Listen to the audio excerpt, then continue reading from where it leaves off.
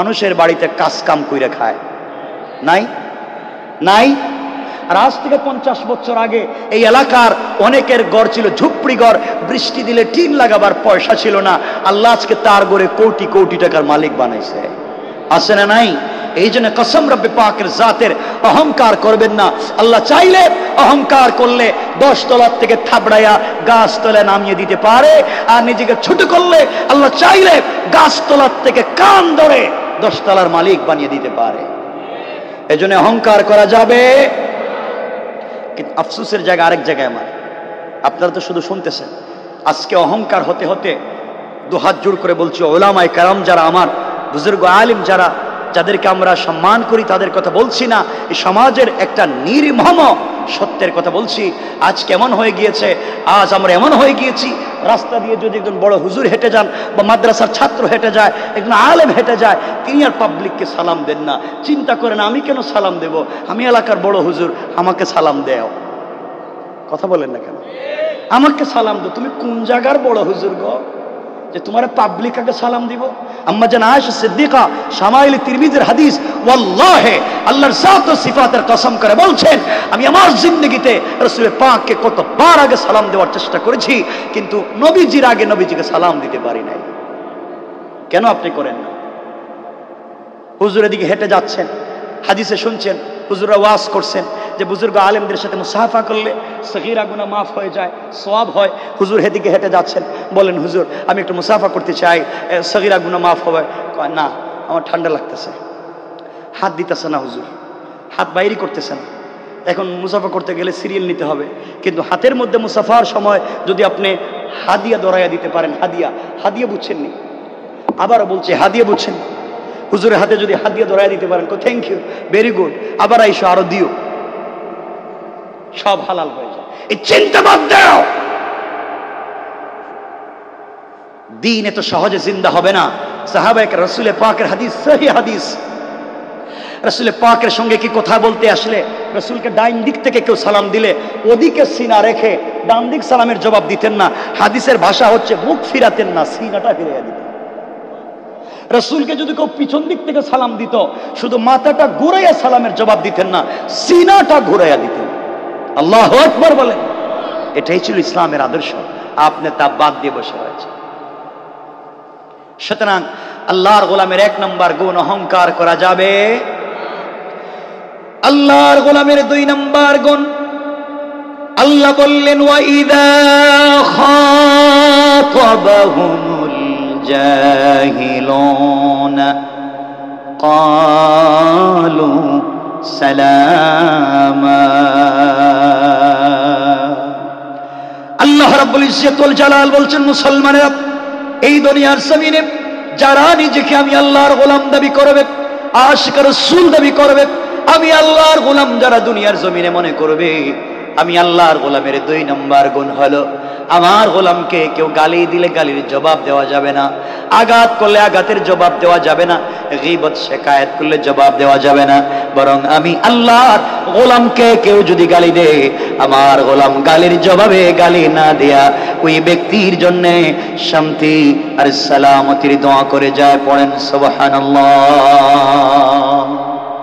সুতরাং আল্লাহর গোলামের 2 নম্বর গুণ, গালি দেওয়া যাবে?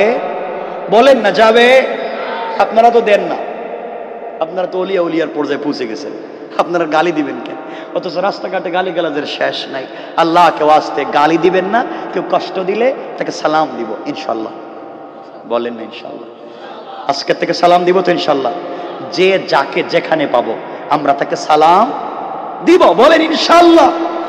বাসায় গেলে স্ত্রীকেও সালাম দিবেন, বলেন না ইনশাল্লাহ? কইতেছে যারা বিয়ে করেনি, আরো 30 বছর পরে বিয়ে করব, আমি যারা বিয়ে করেছে তাদের কি বলছি, সালাম দিবেন তো ইনশাল্লাহ? সালাম দিবেন। আম্মা জান আয়েশা সিদ্দিকাকে রাসূল পাক সালাম দিতেন, মাঝে শামাইল তিরমিজি, মাঝে মাঝে নিজে খাওয়াইয়া দিতেন। সুবহানাল্লাহ বললেন। কাপড়টা পরাইয়া দিতেন। কোন ভালোবাসা ছিল তাদের ঘরে। টাকা পয়সা ছিল না, অর্নামেন্টস ছিল না, জুয়েলারি ছিল না, এয়ার কুলার, এয়ার কন্ডিশন, টাইস আর সিরামিক ছিল না, কিন্তু পুরা ঘরটা প্রেম, মোহাব্বত আর ভালোবাসায় ছিল ভরা। সুবহানাল্লাহ বলেন। আমাদের পরিবারে আজকে শান্তি নাই, এর কারণই হচ্ছে এক একজন স্বামী একদিকে, স্ত্রী একদিকে, একজন ইউক্রেনের পক্ষে আর একজন রাশিয়ার পক্ষে। তাহলে এই পরিবারে শান্তির আশা করবেন কেন? স্ত্রী এমন হয়ে গিয়েছেন, সারাদিন যে কাপড় পরে বাথরুম পরিষ্কার করেছে, বাচ্চাদের কাপড় ধুয়েছে, সারাদিন ঘরে কাজকর্ম করেছে, পুরা কাপড়ে ঘামের গন্ধ লেগে আছে, এই কাপড় পরে রাত্রেবেলা স্বামীর পাশে বস্তার মতো শুয়ে থাকে। আর যেটা স্মার্ট কাপড় সেটা অর্নামেন্টস রেখে দিয়েছে, ওই মার্কেটে যাওয়ার সময়টা পরবে। ঠিক কিনা বলে? আর দুষ্ট আপনি স্বামীর, ওই স্ত্রীর সঙ্গে আপনিও মার্কেটে যান, স্ত্রী তাকে সামনে ডিজাইন করা অর্নামেন্টস জুয়েলারি পরছে, সে সামনে কত সুন্দর একটা ব্যাগ নিয়ে হাঁটতেছে, আর স্বামী বাচ্চা একটা কুলে নিয়ে পিছনে পিছনে হ্যাঁ হ্যাঁ করতেছে। তো আপনি এটা তৈরি করেছেন, ট্রেন্ড আপনি তৈরি করেছেন। এজন্য আজকে বাসায় গেলে স্ত্রীকে সালাম দিবেন ইনশাআল্লাহ। সবাই বলেন না, একটু আওয়াজ করে বলেন না ইনশাআল্লাহ। আজকে বাসায় গিয়ে বলবেন, বউ আসসালামু আলাইকুম ওয়া রাহমাতুল্লাহ। বউ কইব, মা হেরে আজকে কোন ভূতে ধরলো, জীবনে কাজটা করলো না, আজকে দেখি নতুন শুরু করছে। আপনি বলবেন, ভূতে ধরে নেই, হুজুর ওয়াজ করছেন আর আমি সুন্নাত জিন্দা করছি। সুবহানাল্লাহ না ইনশাআল্লাহ বলেন, বলেন ইনশাআল্লাহ। বাচ্চাদেরকে দিন শেখাবেন, বাচ্চাদেরকে দ্বীনের তালিম দিবেন, বাচ্চাদেরকে উপযুক্ত মানুষ বানাবেন। আল্লাহ কবুল করে, বলেন আমিন। কথা সংক্ষেপ করতে হচ্ছে কারণ সামনে আমাদের সময় কম। আল্লাহর গোলামের 3 নাম্বার গুণ আল্লাহ বললেন, ওয়াল্লাযীনা ইয়াবিতুনা লিরাব্বিহিম সাজ্জাদাও ওয়া কিয়ামা। আল্লাহ রাব্বুল ইজ্জত ওয়াল জালাল বলছেন, মুসলমানেরা এই দুনিয়ার জমিনে যারা আমি আল্লাহর গোলাম দাবি করবে, আশিক রাসূল দাবি করবে, আমি আল্লাহর গোলাম নিজেকে মনে করবে, বান্দারে আমি আল্লাহর গোলাম, বিপদে পড়ে গেলে সুজদা ওয়া কিয়ামা, সিজদা আমার জন্য, রুকু আমার জন্য। সুতরাং আজকালকে যারা আল্লাহর পা ছাড়া পীরের পায়ে সিজদা করে, মাজারে মাজারে গিয়ে সিজদা করে, কসম রব্বে পাকের জাতের তারা পূর্ণাঙ্গ আল্লাহর গোলাম হতে পারে না। ঠিক কিনা বলেন? বাদ দিতে হবে, সিজদা হবে একমাত্র আল্লাহর কদমে। এখানে কথা চলে এসছে সিজদার কথা। 1 মিনিটে আপনাদেরকে একটা ঘটনা বলে দিই। 1 মিনিটে তারিখে ইবনে জারির তাবারিতে চমৎকার করে, আমার বানানো কথা নয়, ঐতিহাসিক তথ্য, তারিখে ইবনে জারির তাবারিতে চমৎকার করে ছোট্ট করে লিখছেন আল্লামা জুলফিকার নকশবন্দি খুতুবাতে জুলফিকারে বহুত লম্বা কেচ্ছা লিখেছেন। আমি ছোট্ট করে বলছি, আমি আপনাদেরকে বোঝাতে চাচ্ছি সিজদা কেন রব বলেছেন আর সিজদার মাধ্যমে কল্যাণ কি। আপনাদের কাছে আমি জানতে চাই, বলতে চাই, এই পৃথিবীতে 100% কাউকে সন্তুষ্ট করতে পারবেন না। আপনি গাধার মতো কাজ করে 50 না 70 বছর যদি কাজ করেন, 100% আপনি আপনার স্ত্রীকে সন্তুষ্ট করতে পারবেন। স্ত্রী বলবে, আপনি আমার জন্য কি করেছেন? সব তো আপনি আপনার ভাই বোনের জন্য করছেন। আপনি সারাটা জিন্দেগি ভাই বোনের জন্য কাজ করেন, ভাই বোন বলবে, আমার জন্য কি করছো? সব তো তোমার বাচ্চার জন্য করছো। কথা বলেন না কেন? 100% পুরো জিন্দেগি পরিবারের পিছনে গাধার মতো পানি দেন, মা বাপ বলবে তুমি কিছুই করো নাই। কথা বলেন না? মা বাপকে সন্তুষ্ট করতে পারবেন না, স্ত্রীকে পারবেন না, সন্তানকে, ভাই বোনকে, কাউকে পুরা কলিজা দিলে সন্তুষ্ট করতে পারবেন না। রব বলেছেন, গোলাম পুরা জিন্দেগি স্বার্থপর, এদেরকে সন্তুষ্ট করা যায় না। তুমি যদি 100 বছর হায়াত পেয়ে 99 বছর 11 মাস 29 দিন আমার নাফরমানি করার পরেও হায়াতে জিন্দেগি বাকি আছে মাত্র 1 ঘন্টা, ওই সময় যদি তুমি তওবা করে সিজদায় পড়ে আমার কাছে চাও, তোমার একটা সিজদাকে কবুল করে 100% খুশি হয়ে তোমাকে মাফির ওয়াদা দিলাম। ওয়াদা কেমনে বলছি কথাটা শুনেন।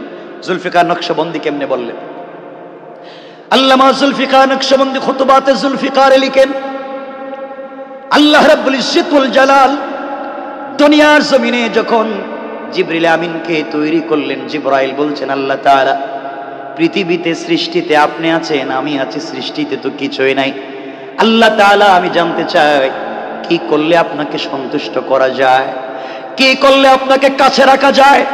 আপনি আমার উপরে অসন্তুষ্ট হন এমন কোন জিনিস আমি চাই না, সর্বক্ষণ আপনি আমার উপরে সন্তুষ্ট থাকে এমন একটা জিনিস আমি চাই। আমি আপনাকে হারাতে চাই না, কি করা লাগবে? আল্লাহ রাব্বুল ইজ্জতুল জালাল বললেন, জিবরাইল রে, আমি যা তৈরি করেছি আর যা তৈরি করি নাই, আরশ কুরসি লৌহ কলম, জান্নাত জাহান্নাম, জিন্নাত ইনসান ফেরেশতা যা তৈরি করেছি আর যা তৈরি করি নাই সব যদি আমাকে দিয়ে দাও, আমি আল্লাহকে সন্তুষ্ট করা যাবে না। জিবরাইল, পুরা সৃষ্টি যদি আমাকে দিয়ে দাও সন্তুষ্ট করা যাবে না, কিন্তু পুরা সৃষ্টিকে এক পাল্লায় রেখে দিয়া আমার কদমে যদি একটা সাজদায় কোনো বান্দা পড়ে যায়, ওই একটা সাজদার মাধ্যমে আমি আল্লাহ বান্দার উপরে খুশি হয়ে যায়।